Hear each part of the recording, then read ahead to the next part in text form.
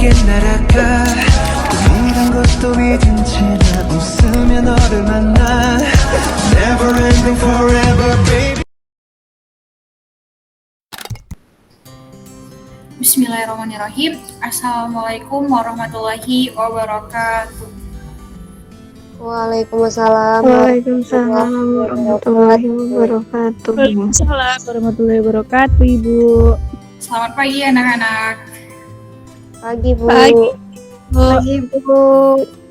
Bagaimana kabarnya? Alhamdulillah sehat, Bu. Alhamdulillah baik, Ibu.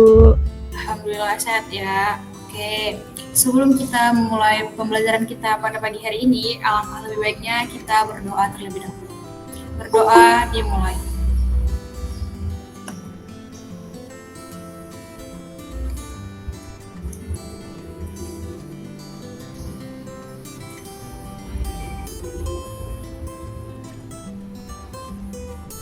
Oke, berdoa selesai. Oke, bagi nama-nama yang dipanggil bisa on mic ya untuk presensi.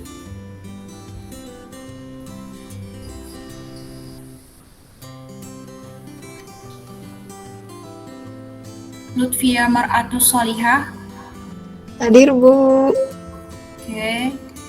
Nabila Dwi Sunanda. Nabila, oh mungkin masalah jaringan kali ya. Ulfa Berlian Awalin. Hadir, Ibu. Oke. Ini Pratiwi Nasution. Hadir, Ibu. Dwi Nur Ramadhani. Hadir, Bu. Oke, udah lengkap ya. Berarti tinggal Mbak Nabila nih yang masih terganggu jaringan. Oke, jadi sebelum kita memasuki pembelajaran hari ini, Ibu mau share dulu PPT-nya. Bentar ya.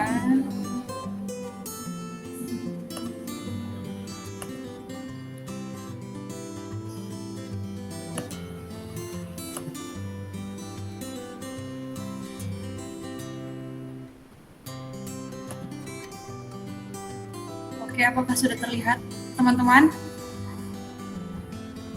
Belum, Bu. Belum ya? Sudah, Ini? Bu. Sudah, Bu. Oke, jadi topik pembelajaran kita pada pagi hari ini yaitu makromolekul. Tapi sebelum itu, kita harus tahu dulu nih apa kompetensi dasar dari materi kita. Nah, yang mana itu ada menganalisis struktur tata nama, sifat dan penggolongan makromolekul. Kemudian itu ada menganalisis hasil penelusuran informasi mengenai pembuatan dan dampak suatu produk dari makromolekul. Oke, untuk tujuan pembelajarannya itu bisa teman-teman baca ya.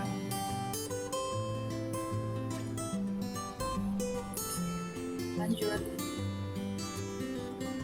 Oke, apa sih itu makromolekul? Mungkin bisa ada yang bantu jawab.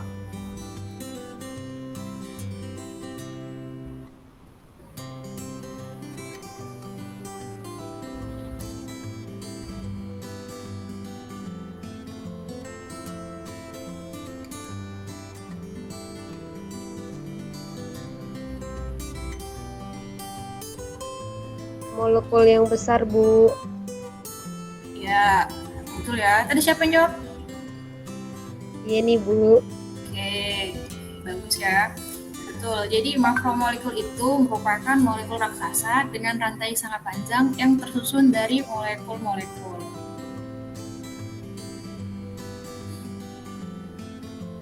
Nah, jadi istilah makromolekul ini pertama kali digagaskan oleh seorang pemenang Nobel, namanya Hermann Staudinger pada era 1920-an. Oke, coba teman-teman perhatikan. Apa yang pertama kali terbesit di pemikiran teman-teman tentang gambar ini? Bisa dijelaskan?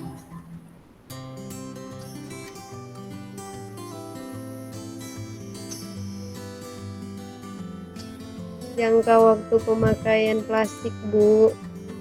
Ya, jadi ini contoh dari polimer ya, yang mana penggunaan plastik, betul tadi kata Mbak Yeni ya? Iya, Bu. Oke, nah salah satunya itu juga ini ada namanya teflon. Teflon ini itu sebagai alat penggoreng. Nah, yang lebih spesifiknya itu dia anti lengket. Jadi kalau teman-teman misalnya goreng telur itu bisa tanpa menggunakan minyak. Nah, ini salah satu manfaat dari penggunaan polimer. Nah, dari gambar-gambar tadi bisa kita lihat dari link video berikut ini. Kita sering mendengar bahwa plastik merupakan polimer. Lalu, apa itu polimer? Polimer berasal dari dua istilah, poly dan mers. Poly artinya banyak, dan mers atau mero artinya bagian. Jadi, polimer adalah gabungan dari banyak monomer yang saling berikatan membentuk polimer. Contoh dari monomer adalah etilena, dan jika etilena ini berikatan, maka terbentuk satu polimer yaitu polietilena. Klasifikasi polimer. Berdasarkan sumbernya, pertama, polimer alami adalah polimer yang bersumber dari alam, seperti dari hewan dan tumbuhan. Kedua, polimer sintetik. Polimer sintetik adalah polimer yang disintesis oleh manusia dengan tujuan produksi secara komersial dan industri. Berdasarkan strukturnya, pertama, polimer linear. Polimer linear adalah polimer yang memiliki struktur berulang dalam satu rantai tunggal. Kedua, polimer rantai cabang. Polimer jenis ini memiliki rantai dengan cabang yang terhubung dengan rantai utama polimer. Ketiga, polimer berikatan silang. Dalam polimer ikatan silang, rantai linear yang berdekatan bergabung satu sama lain di berbagai posisi oleh ikatan kovalen yang dapat dibentuk secara sintesis atau reaksi kimia. Keempat, polimer jaringan. Monomernya membentuk 3 atau lebih ikatan kovalen aktif, membuat jaringan 3 dimensi dan disebut polimer jaringan. Klasifikasi berdasarkan mode polimerisasi. Yang pertama, penambahan monomer. Polimer jenis ini dibentuk oleh penambahan berulang monomer dengan ikatan rangkap atau rangkap 3 tanpa mengeliminasi molekul kecil seperti air. Yang kedua, polimer kondensasi. Polimer ini dibentuk oleh kombinasi monomer dengan mengeliminasi molekul kecil seperti air. Salah satu contoh polimer ini adalah bakelit. Klasifikasi berdasarkan gaya antar molekul. Yang pertama, elastoma. Berbentuk polimer padat yang bersifat elastis. Polimer ini dapat meregang jika diberikan gaya dan akan kembali ke bentuk semulanya jika gaya tersebut dihilangkan. Kedua, termoplastik polimer. Polimer disatukan oleh gaya antar molekul. Polimer akan lunak jika dipanaskan dan akan mengeras jika dibiarkan dingin. Ketiga, termosetting. Ketika dipanaskan, polimer akan mulai menghubungkan rantai silang antar rantai polimer hingga menjadi keras dan tidak mencair. Yang keempat, serat. Berbentuk seperti benang, memiliki kekuatan antar rantai yang memberi nilai kuat tarik yang tinggi. Metode pembuatan polimer. Metode pembuatan polimer dibagi menjadi dua bagian. Yang pertama adalah polimerisasi kondensasi, dan yang kedua adalah polimerisasi adisi. Polimerisasi kondensasi merupakan suatu proses penggabungan monomer dengan reaksi kimia yang terjadi di antara dua gugus fungsi yang berbeda dari masing-masing monomer tersebut dengan sesamping atau byproduct berupa air. Polimerisasi adisi. Polimerisasi adisi adalah polimerisasi yang disertai dengan pemutusan ikatan rangka. Produk polimer mengandung semua atom yang ada pada monomer awal. Reaksi ini tidak menghasilkan produk samping berupa air. Aplikasi polimer. Dalam kehidupan sehari-hari, pengaplikasian polimer sangat banyak ditemui, terutama dalam bentuknya yang berupa botol plastik, yaitu produk dari polipropilene, kemasan makanan, produk dari polistirena, pelapis pada kayu berupa resin melamin formaldehido, dan pelapis pada peralatan masak berupa PTFE.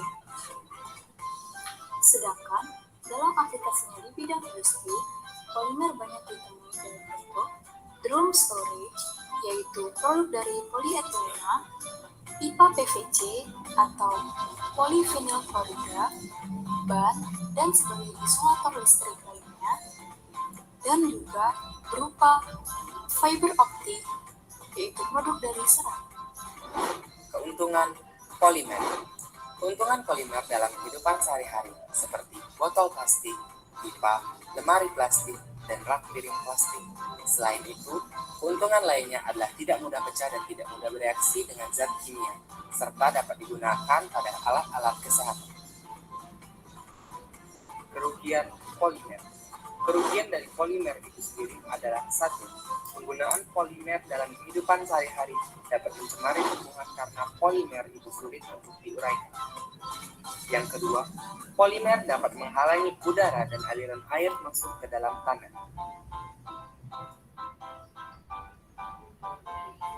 Yang ketiga, racun yang terkandung di polimer akan masuk ke tanah dan membuat cacing tanah mati.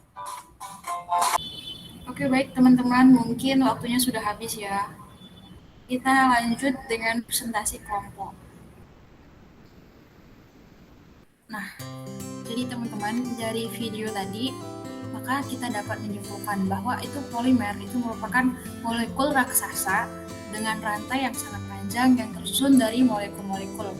Nah, polimer alam ini maupun sintesis itu terbentuk melalui yang namanya reaksi polimerisasi yang dapat berupa adisi dan polimerisasi kondensasi. Nah, yang mana reaksi polimerisasi ini adalah reaksi penggabungan molekul-molekul sederhana menjadi polimer. Nah, bisa teman-teman lihat gambarnya, dari molekul sederhana menjadi polimer atau makromolekul. Nah, untuk sifat-sifatnya itu ada 5, yang mana yang pertama itu panjang rantai polimer. Semakin panjang rantai polimer, maka kekuatan dan titik lelehnya semakin tinggi. Yang kedua, gaya antar molekul.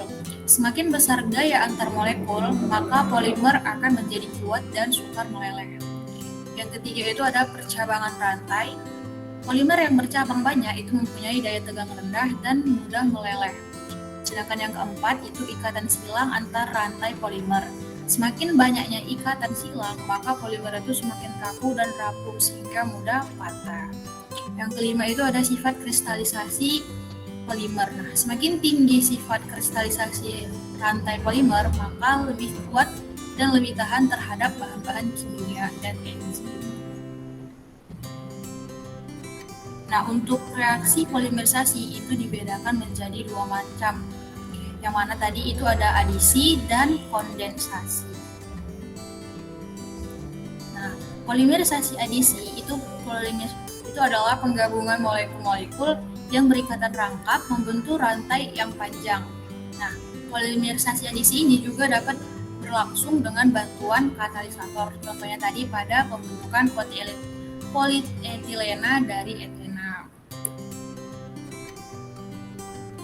Nah, selanjutnya tadi itu ada polimerisasi kondensasi. Itu adalah reaksi antara 2 gugus fungsional pada molekul-molekul monomer yang berinteraksi membentuk polimer dengan melepaskan molekul-molekul kecil. Contohnya itu pembentukan nilon 66. Nah, bisa teman-teman lihat, ini ada asam adipan. Ketika ditambahkan dengan heksametilendiamida pada keadaan panas, maka dia menghasilkan nilon 66 dengan melepaskan molekul kecil, yaitu tadi H2O-nya.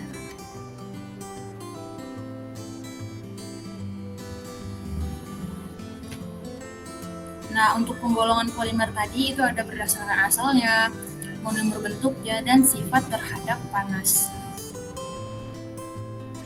Nah, untuk berdasarkan asalnya tadi itu polimer alam. Nah, polimer alam itu polimer yang telah tersedia di alam dan terbentuk secara alami. Contohnya tadi karet alam. Nah, selanjutnya itu berdasarkan asalnya ada namanya polimer sintesis. Nah, polimer sintesis ini juga dibuat sebagai tiruan. Nah, yang meliputi plastik, karet sintesis, dan serat sintesis. Contohnya itu ada plastik polietilen, PFC, polipropilen, teflon, karet, neoprena, karet SBR, nilon, dan tetoron. Kalau berdasarkan monomer pembentuknya itu ada copolymer. Nah, copolymer ini adalah polimer yang tersusun dari monomer yang berbeda. Contohnya tadi itu ada dekron yang tersusun dari monomer asam tereftalat dan etanadienol. Nah, untuk yang kedua itu ada homopolimer. Nah, Homopolimer itu apa? Nah, homopolimer itu yang tersusun dari monomer yang sama, contohnya VFC, tersusun dari monomer vinyl klorida. Nah, tadi itu berdasarkan sifatnya, ada thermosetting dan thermoplas. Thermosetting itu apa? Nah, thermosetting itu hanya dapat dipanaskan 1 kali, yaitu pada saat pembuatan, sehingga apabila tidak dapat disambung dengan pemanasan atau dicek dengan pemanasan. Nah, contohnya itu baklit dan melamin. Nah, kalau termoplas ini dapat dipanaskan berulang-ulang karena polimer termoplas ini melunak bila dipanaskan dan mengeras bila didinginkan. Contohnya itu polietilen PFC, polistirena. Nah, selanjutnya itu ada dampak dan penanganan limbah polimer. Penggunaan polimer sintesis, terutama plastik, itu dapat menimbulkan masalah ya. Yang mana meskipun tidak beracun, pembuangan limbah pabrik sangat mencemari tanah karena tidak terurai oleh mikroorganisme. Pembakaran plastik dan karet itu dapat mencemari udara karena menghasilkan gas-gas yang bersifat racun seperti HCl, oksida belerang, dan oksida karbon. Untuk mencegah pencemaran berikut dapat dilakukan dengan adanya daur ulang. Limbah plastik itu dikumpulkan, dipisahkan, dilelehkan, dan dibentuk ulang menjadi bentuk-bentuk lain yang bermanfaat. Selain dengan daur ulang, perlu dikembangkan jenis plastik yang tidak terbiodegradasi agar tidak menimbulkan yang namanya pencemaran lingkungan. Oke, sampai sini teman-teman ada yang ingin ditanyakan?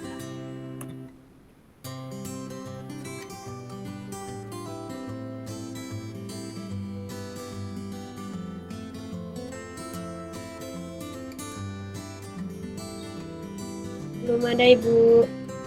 Oke, belum ada ya. Paham, Bu. Insya Allah paham, Bu. Oke. Paham, Bu. Oke, selanjutnya itu kita ke latihan soal ya. Nah, jadi latihan soalnya ini udah Ibu bagi ya tadi kelompoknya sebelumnya. Bisa dilihat di WhatsApp group. Jadi kalau waktunya 30 menit cukup tidak? Cukup, Bu. Cukup ya. Ya, teman-teman bisa mengerjakan soal di LKPD nomor 1 halaman 30. Oke, teman-teman bisa dikerjakan. Oke, baik teman-teman, mungkin waktunya sudah habis ya. Kita lanjut dengan presentasi kelompok. Oke, untuk kelompok 1 bisa dipresentasikan hasil diskusinya.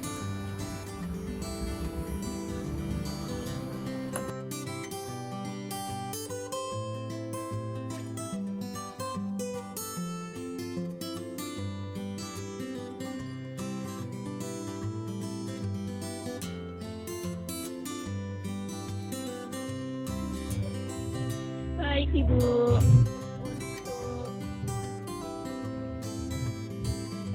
Presentasi.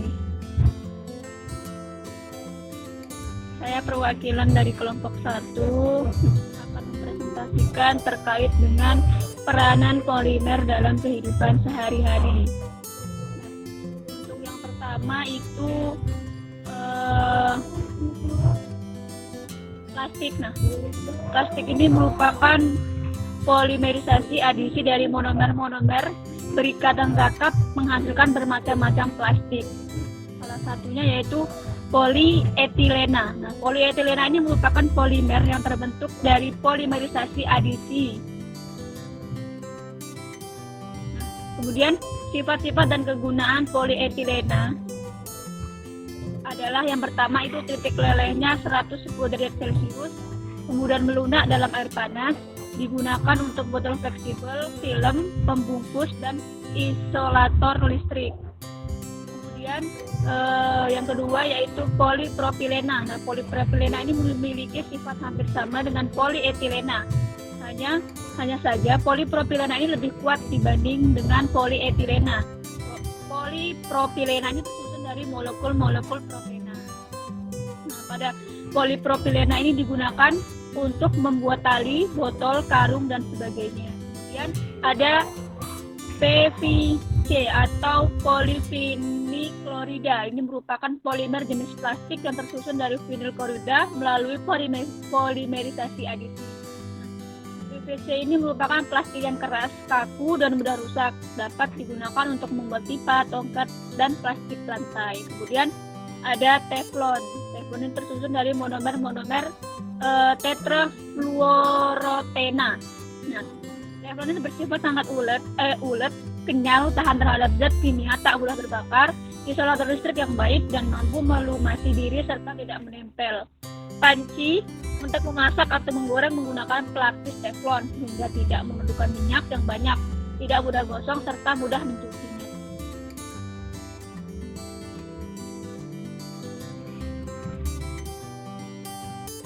Kemudian ada polistirena. Polistirena ini tersusun atas monomer stirena. Nah, polistirena ini digunakan untuk membuat gelas minuman ringan, isolasi, dan untuk kemasan makanan. Kemudian ada PVA atau polyvinyl asetat yang tersusun dari monomer vinyl asetat.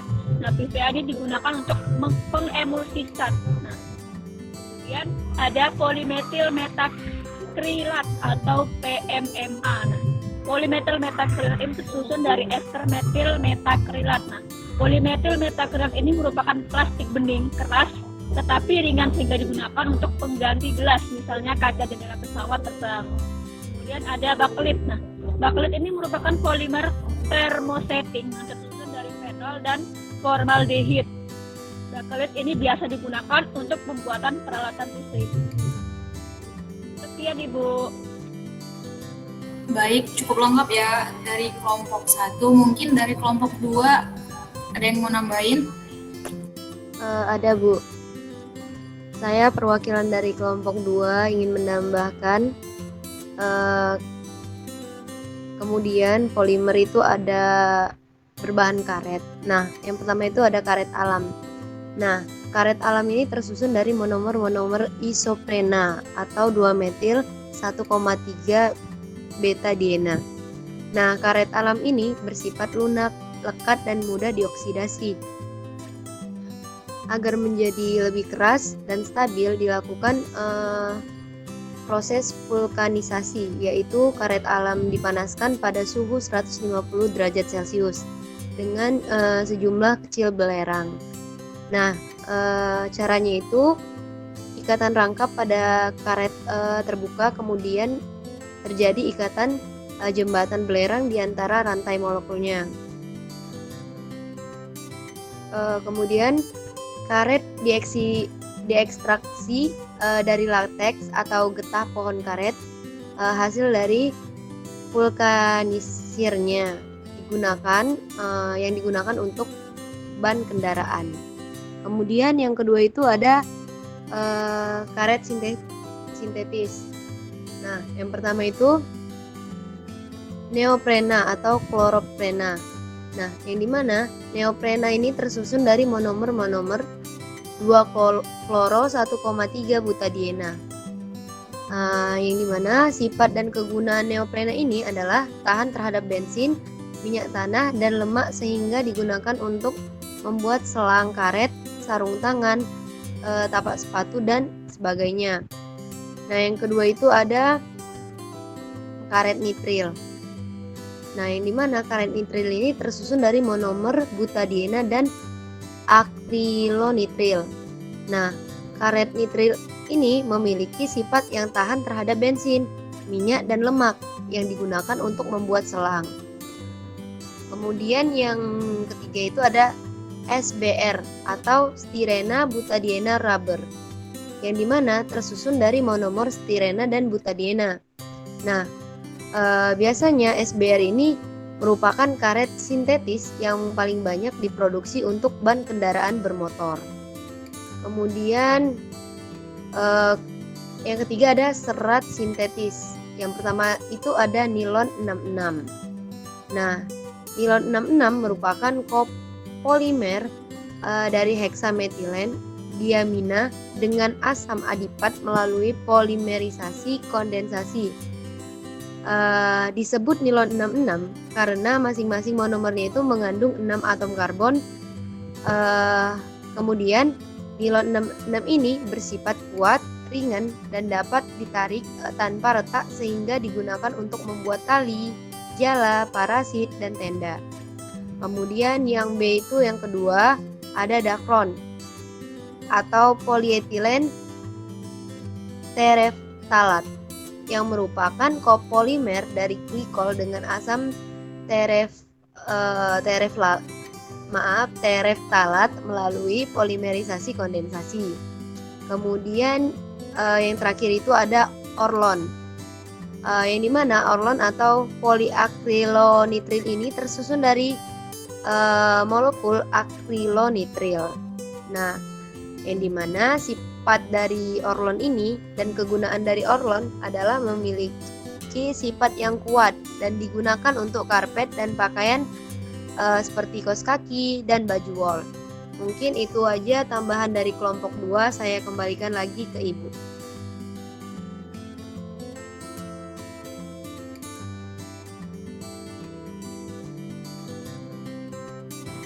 Baik, terima kasih atas jawabannya dari kelompok 1 maupun kelompok 2 atas peranan polimer dalam kehidupan sehari-hari.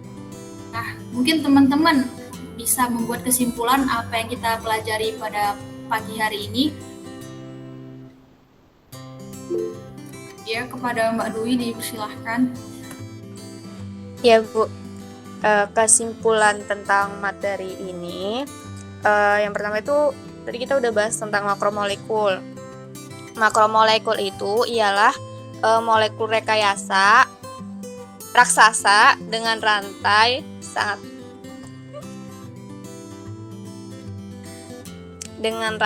sangat panjang yang tersusun dari molekul-molekul. Nah, kemudian itu ada polimer alam ataupun sintesis. Dia itu terbentuk dari adanya reaksi polimerisasi. Polimerisasi itu berupa adisi dan juga kondensasi. Kemudian tadi ada sifat-sifatnya. Yang pertama itu panjang rantai polimer, terus ada gaya antar molekul, percabangan rantai, ikatan silang antar rantai polimer, dan sifat kristalisasi rantai polimer. Kalau yang polimerisasi itu ada 2 kan, tadi ada adisi sama kondensasi Bu.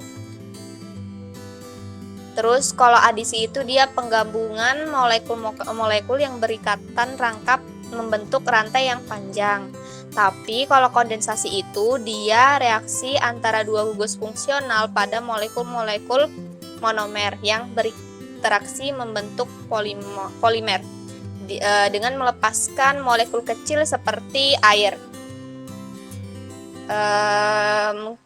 Untuk selanjutnya itu ini Bu, penggolongan polimer. Itu ada yang polimer alam, sintesis gitu. Kalau berdasarkan yang sifatnya panas itu ada tadi namanya thermosetting, thermoplas. Nah, terus yang terakhir tadi dampak dan penanganan limbah polimer. Itu dapat menimbulkan masalah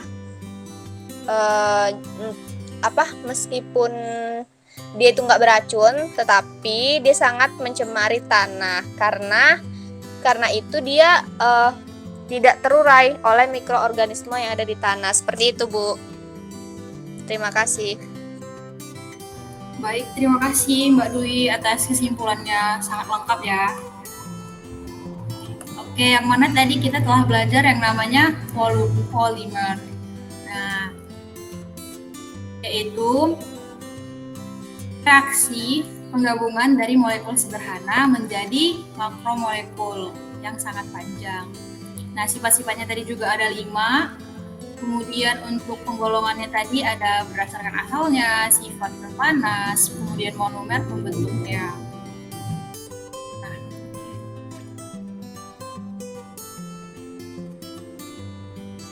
Nah, kita kan tadi udah belajar ya dampak dari polimer. Nah, untuk itu setelah kita mempelajari polimerisasi ini, alangkah lebih baiknya kita meminimalisir penggunaan sampah plastik. Dengan bagaimana? Mungkin dengan cara menggunakan tote bag gitu ya kalau kita belanja ke swalayan atau supermarket.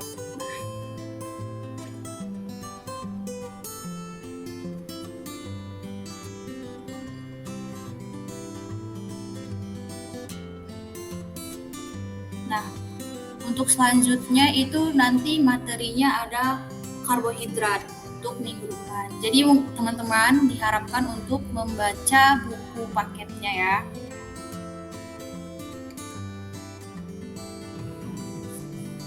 Mungkin sekian pembelajaran kita pada pagi hari ini. Lebih dan kurangnya mohon maaf. Ibu tutup. Billahi taufiq wal hidayah. Wassalamualaikum warahmatullahi wabarakatuh. Waalaikumsalam warahmatullahi wabarakatuh. Terima kasih. Terima kasih, Bu. Terima kasih Bu. Terima Terima kasih Bu.